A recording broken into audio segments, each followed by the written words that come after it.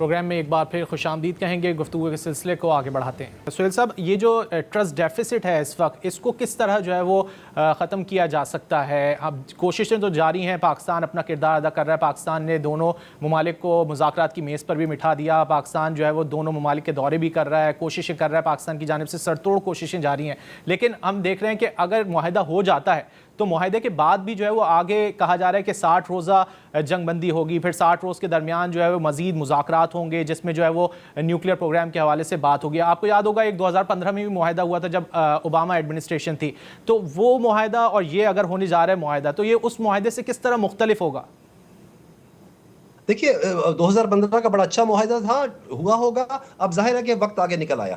Quickly میں آگے چل کے بات کروں آپ سے, اس معاہدے کی بھی بات کرتے ہیں, مگر جو آپ نے فقدان کی, اس کے اعتماد کی بات کی, اس سے میں یہ ایڈ کرنا چاہوں گا کہ یہ دونوں طرف سے ہے. اکثر و بیشتر ہمارے ہاں ہم یہ سمجھ لیتے ہیں نا, چونکہ ایک ہمارا اپنا ذاتی پسند ناپسند بھی ہوتی ہے. ایک طرف پرشین پرائیڈ ہے, دیکھیے انسانوں کے اندر بھی وہ چیز ہوتی ہے, ایک طرف United States civil super power ہے. تو یہ بھی اس چیز کو ہمیں دیکھنا ہے کہ ایران کی کرنٹ پوزیشن جو بھی ہو, لیکن ان کا جو ایک کسی بھی قوم میں جو ایک پرانی چیز آ جاتی ہے وہ اپنی جگہ پر موجود ہے. ٹھیک ہے, اچھی بات ہے. اب آ جائیے کہ اس کو کون ٹھیک کر رہا ہے. میں آپ کو ایک تصویر بتاؤں, 2 تصاویر ہیں, وہ آپ ہی کے اخبار میں ڈان میں, اور وہ میں نے اکثر دیکھتا رہتا ہوں, میں نے اپنے پاس رکھی ہوئی ہیں. ایک تصویر وہ ہے کہ جس روز جے ڈی وینس صبح صبح, ہمیں بھی سمجھ نہیں آئی کہ فوراً کنگھی وغیرہ کر کے اور 6:30 بجے جہازوں کے اوپر کک لگا کے یہ لوگ روانہ ہو گئے. میں تو خود حیران تھا کہ اتنی بھی کیا جلدی ہے, تھوڑا بیٹھ جاتے آپ, اور لیکن باہر وہ چلے گئے.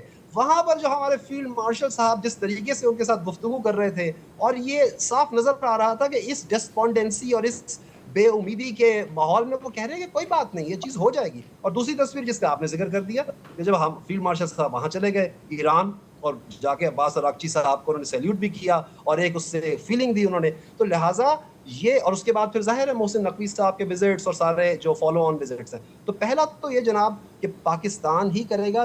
بیچ میں باتیں ہوتی رہی ہیں کہ دوسرے ممالک آئیں, دوسرے ممالک بات کریں, ہمیں کوئی اعتراض نہیں ہے. لیکن آپ یہ دیکھیے کہ پچھلے 2-4-5 دنوں میں میڈیٹر اونلی پاکستان. میں کہتا ہوں پاکستان جناب میڈیٹر کہاں ہے, یہاں تو پتہ نہیں میڈیٹر سے کتنا آگے ہے. اچھا امیر حمزہ صاحب, آخری سوال آپ سے یہ کرنا چاہوں گا کہ اگر معاہدہ ہو جاتا ہے, آپ کیا سمجھتے ہیں اس کے بعد کیا صورتحال کیا ہوگی خطے کے؟ نئے تعلقات بنتے دیکھیں گے ہم, نئے دوست بنتے دیکھیں گے, کیا لگتا کیا ہے آپ کو؟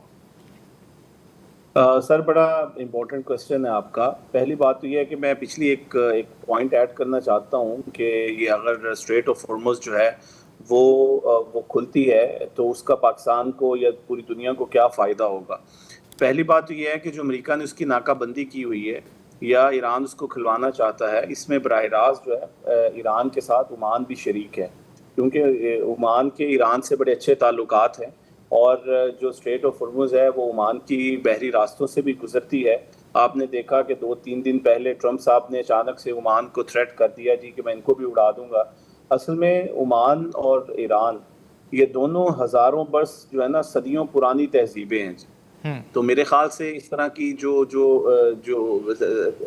تھریٹ کیا جاتا ہے جی کہ ہم اس ملک پہ اٹیک کر دیں گے, ہم اس ملک پہ کر دیں گے, تو یہ چیزیں جو ہیں وہ آپ کے کسی بھی ایگریمنٹ کو جو ہے وہ مکمل نہیں ہونے دیتی, بلکہ آپ کے اس اعتماد کو جو ایک بحال ہوتا ہے اس کو پھر وہ کاوشوں کو, جنگ کی ختم کرنے کی کاوشوں کو, بلکہ وہ نقصان پہنچاتی ہیں. تو عمان ہے یا ایران ہے, ایران کو تو بلکہ یہ بہت جوہری ہتھیار سے بھی زیادہ خطرناک ہتھیار امریکہ نے خود ان کے حوالے کیا ہے.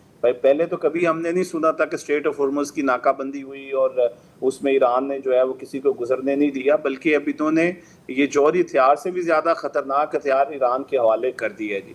اور میرے خیال سے جو عمان اور ایران ہے ان کا صرف یہ مقصد نہیں ہے کہ یہاں پر ٹول ٹیکس لیا جائے, پیسہ اکٹھا کیا جائے, بلکہ دونوں ممالک کا, اس میں پاکستان بھی شامل ہے کیونکہ عمان پاکستان کا میری ٹائم نیبر ہے. انڈیا, افغانستان اور ایران کے, چائنا کے بعد بھی عمان ہمارا ہمسایہ ہے.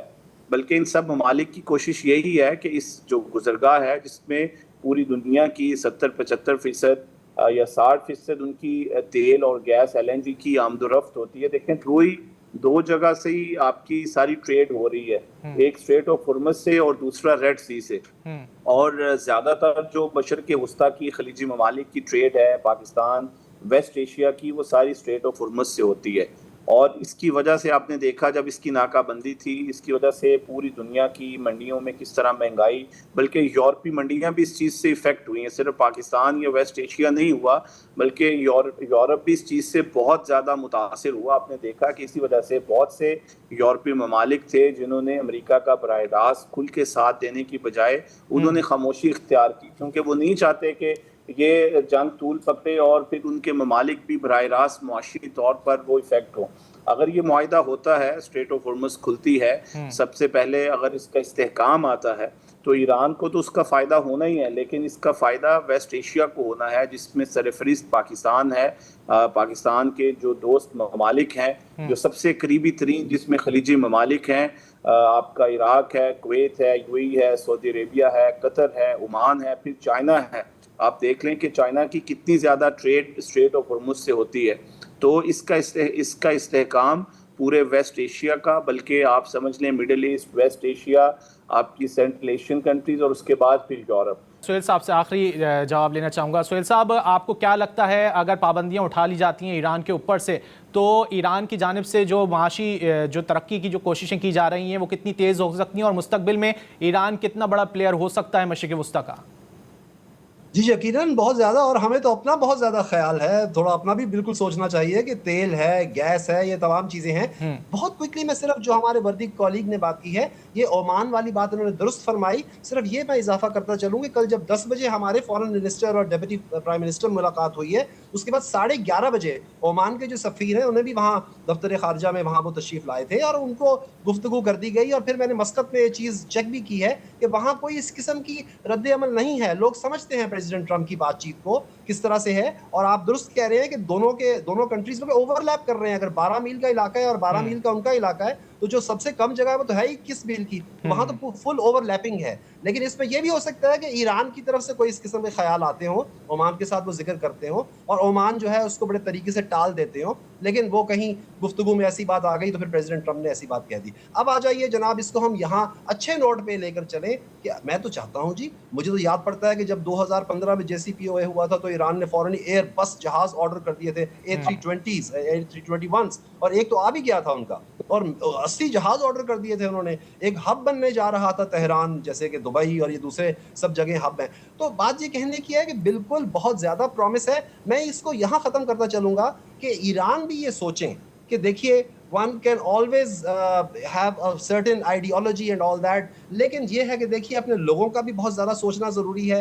جب لوگ اپنی جگہ پہ خوشحال ہوں گے، قائم ہوں گے، تو پھر آگے چل کے مختلف چیزیں ہو سکتی ہیں. اور دونوں ہی جانب جو ہے وہ عوام کا سوچنا انتہائی ضروری ہے، کیونکہ عوام امریکہ میں بھی متاثر ہو رہی ہے اور ہم دیکھ رہے ہیں کہ ایران میں بھی متاثر ہو رہی ہے. ناظرین، پروگرام کا وقت ختم ہوتا ہے. سہیل ظفر صاحب اور امیر حمزہ صاحب ہمارے ساتھ موجود تھے، آپ دونوں کا بہت شکریہ. ناظرین، دیکھتے ہیں کہ آنے والے دنوں میں سفارتکاری کامیاب ہوتی ہے یا پھر ایک بار پھر خطہ جو ہے وہ کشیدگی کی جانب بڑھتا ہے. سید رضی کو دیجیے اجازت، اللہ حافظ.